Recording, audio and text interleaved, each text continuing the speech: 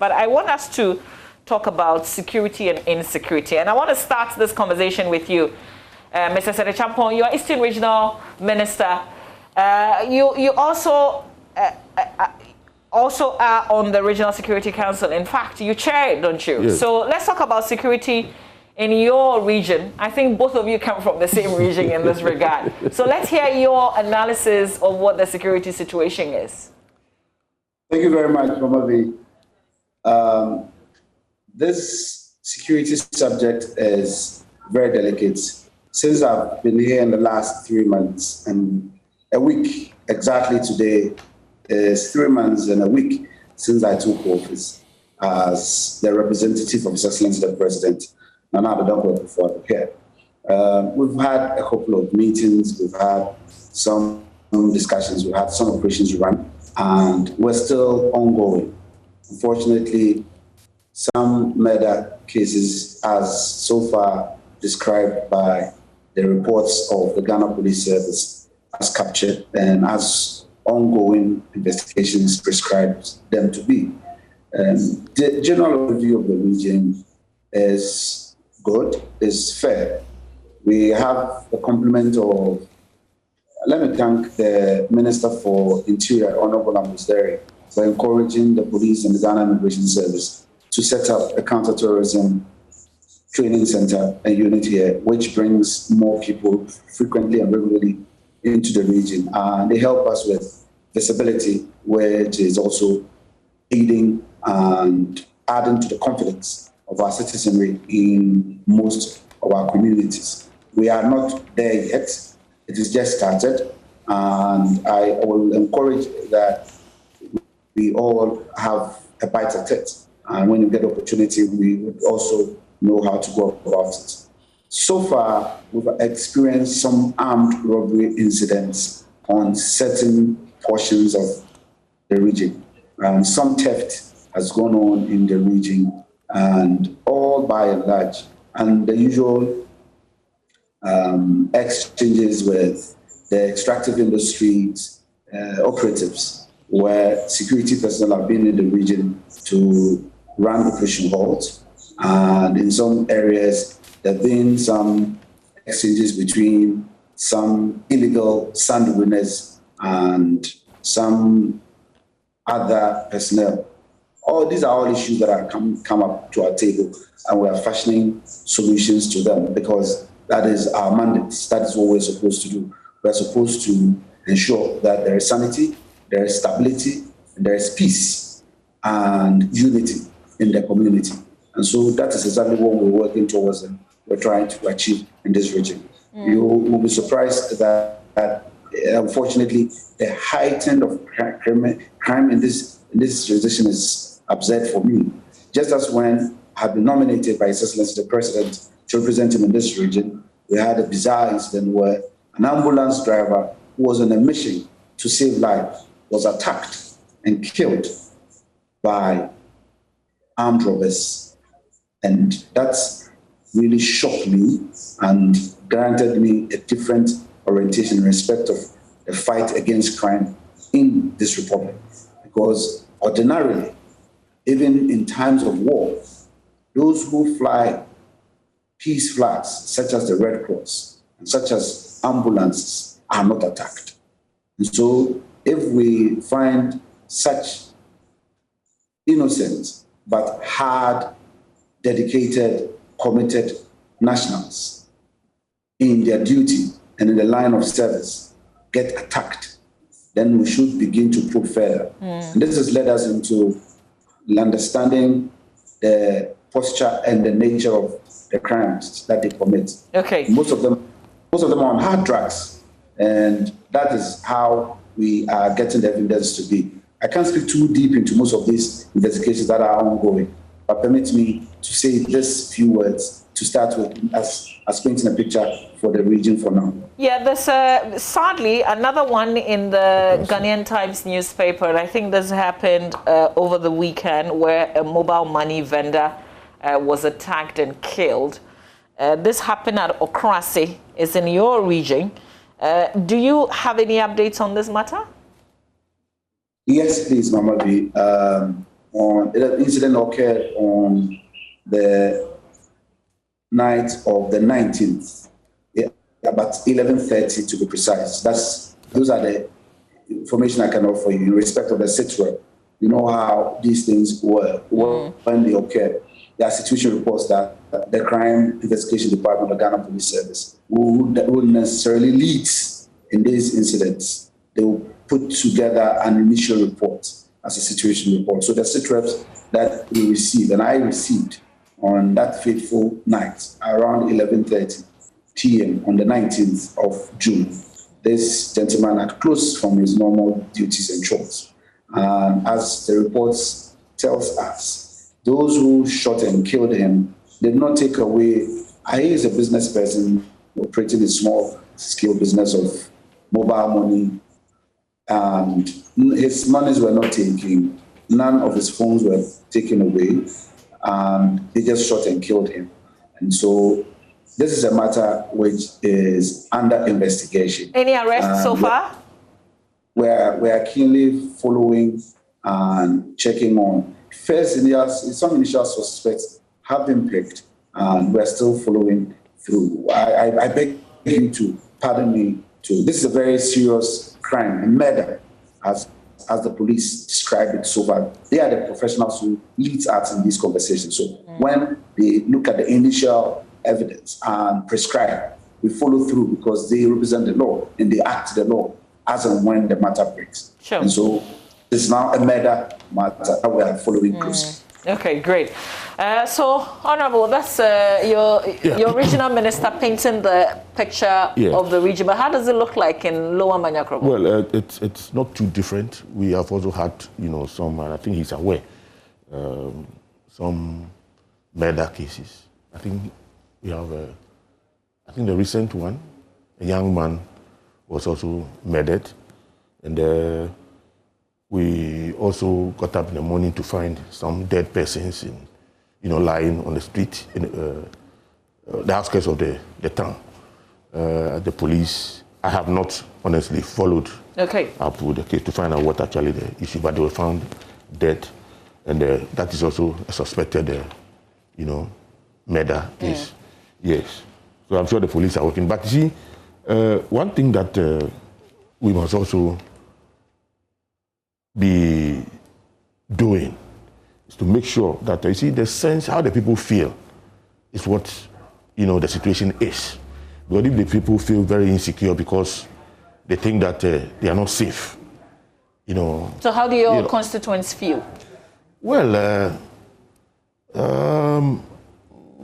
when you I mean, they are raising the concerns, especially, I mean, the fact that when you go out in the night, you don't feel safe. And then now it is happening in the afternoon. And because you are close to Accra, whatever happens in, the greater Accra region has some effect on our people because they are close by. And I mean, the feeling is that nobody's safe. So when we sing that tune, I want leaders to sing a different one because you are in the place of responsibility. So how are you making your constituents feel safe? You see, sometimes you need to tell the people the truth. I mean, sometimes the fear of the unknown is also good. It helps people behave better. I mean, people should not be reckless. I don't have to go tell them that, it's okay, everything is okay, so you can do whatever. No, it is happening. I don't know when, others will also come to my place, you understand? So they need to be worried and they need to be careful. So that's what you tell them? Yes, they need to be careful. Okay, is there anything that you can do? I know that you're a member of parliament, your core job is to make laws, but you also have some kind of funding. Are you channeling that into security or anything like that? But that, what kind of funding?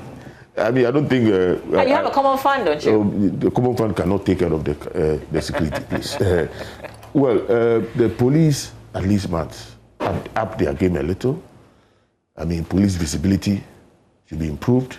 Okay. They must be serious, because I listened to a discussion where police at checkpoints are said to be, browsing their phones, chatting, appear not to be serious. I mean, the criminals are also smart, and when they find you not to be serious, they can pounce on you and do whatever they want to do and go away. So they must also up their game. Now, the another thing too is that the citizens, we must also give out information and be particular about what is going on around us. Because sometimes you'll be surprised that this incident that happened at Ziodo or whatever, where the armed robbers, I am even surprised that the people around, as we speak, I don't know where the police have gotten to though, but I've not heard that the people have pictures, people have information, because they came in motorbikes. You understand? The problem is that we don't really care about what is going on around us. Let us be wary, because where, elsewhere, where we believe that the police are doing well, the informants are the citizens. They give information. When you see strange persons around, raise the alarm, question the people. You understand? Yeah. That is the way to keep, ourselves, okay. safe. So, Mr. Chambo, the last time I encouraged citizens to, just as you're saying, yes, report to the police if you find anything unusual, yeah, let the police know. I got a call right after the show. In fact, we are not even under the show when the call came. And essentially, the concern was that sometimes when people inform the police, they are exposed. And so their lives now, they become the targets for some of these bad people. So people are also not very confident in giving information. You've sat on the Defense Committee of Parliament. I'm sure you're very familiar with what I'm saying. So first of all, I want to know how people can give information and still be protected.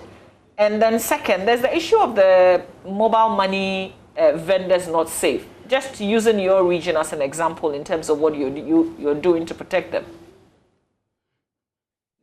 Thank you very much. Like I said, we are deploying some strategies to help create awareness and beef people's understanding in terms of personal security and personal protection principles and concepts.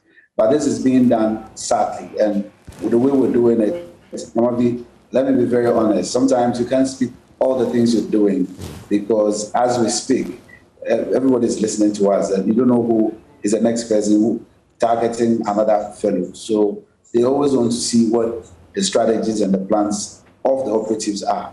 But what I can say is that indeed it is true that when it happens this way, it puts fear and some panic into some citizenry. This is not far-fetched. We've witnessed this, and it's part of human nature.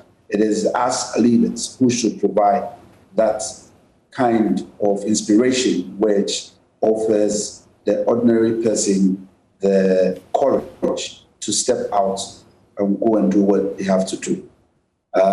Unfortunately, we cannot say every personnel within our Ghana Police Service has been very professional.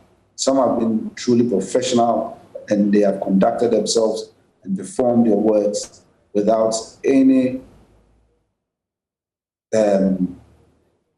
concerns otherwise. But unfortunately, we've seen some also who've been quite lackadaisical. Their inactions have really hurt the institution, and by extension, hurt our nation, our country, Ghana. I would only continue by saying that in our region, we've been experiencing that. We've been advising them who are in business that please don't overstay your bounds when you close from your work. If as late as 11, I would not encourage any person who is holding huge sums of money. Yeah.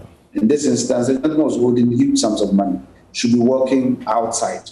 It is not proper. It is not safe. Everywhere in the world, not only in Ghana, it is not safe to do so. And so we should all learn from this. I'm not stating that it is the fault of the person. Some are quite innocent when it comes to some of these practices. And some do not know at all. And some know, but they have second thoughts. I want to encourage everybody not to practice that. We have to discourage ourselves from holding huge sums of money. If we have collected some money and we have to trade with them immediately, let's look for some safety nets. There are several people who are in the financial services sector who are assisting people protect their monies. And I know even in those instances, some are attacked, but those are targeted attacks. If you follow through with the investigations and the reports, that comes thereon. So I will only say that we on our side, our RECSEC is holding a meeting this week over some of these issues. We are considering many options to ensure that we bring some calm and some confidence in the region for our people. Okay. All right. So on that note, there was an earlier one on people who provide information, who tip the police. Is there, is there any form of protection for them? Yes, there is the Police Standards Bureau on Professional Standards Bureau. And if any person provides information, and after being so kind in volunteering information to help the service achieve its objective, and the people are let out and later attacked, I think it is wrong. Such personnel must be taken through. There is an in-house own way of checking a regimented service. Every regimented service has its own way of pruning itself and checkmating itself. And the police have that bureau that it uses. Such fellows needs to be sent there, must be sent there. But by and large in our region, we haven't encountered same here.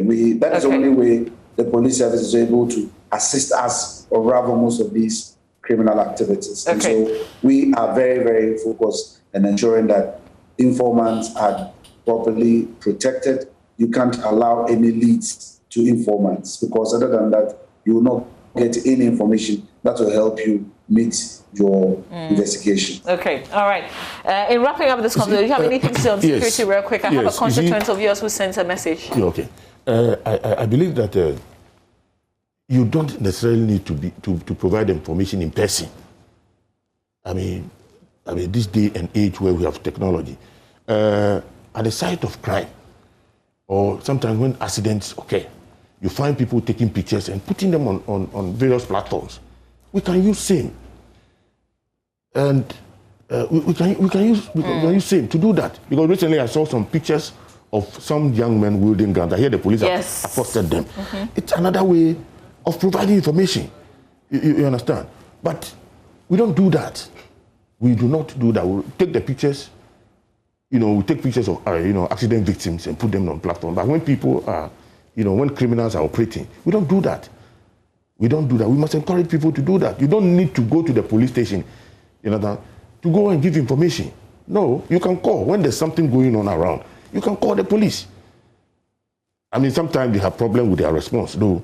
But at least providing that information, or even telling a third person or putting it on the platform. I mean, there are people who, in spite of whatever will happen, can we also pass on the information, and then we can get hold of the persons who are involved in criminal activities in our communities. So we must take whatever goes on around us serious. I was telling my constituents this weekend that a lot is happening around us, and therefore we must take interest. But there are people who are so passive in the communities they live in. They only go in the morning and then come. Whatever changes occur, they don't really care. Let us also, be, careful with whatever is happening in our community, and be prepared to give information out. Okay. Just to find out one, a constituent of yours, I don't have a name, but he's asking me to ask you of your plans for Akose roads leading the oldest hospital. I am careful in asking MPs this because I know Very road is well. not your responsibility. Well, yeah. But I know that sometimes you Yes. make promises. No, so have you talked about fixing this road? Interestingly, it was only last week that I met the acquisition community. I told them point blank that I don't have what it takes to fix this road. Because my common fund, I'm in my 9th year. If I aggregate all the funds that are giving me, cannot build even a kilometer. But of 9 road. year, you couldn't lobby for the road to be done.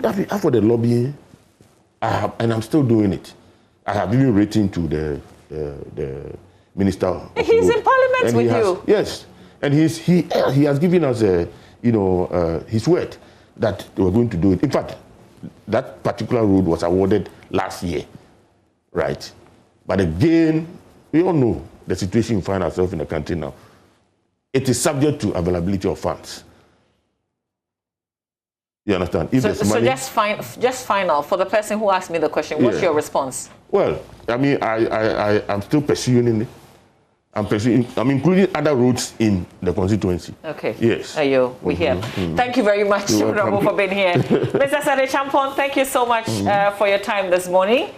Ravi, thank you so much for having me. It's been a while. Yes, it has. Well, 3 months, 1 week. I see you're counting down. I'm counting down with you.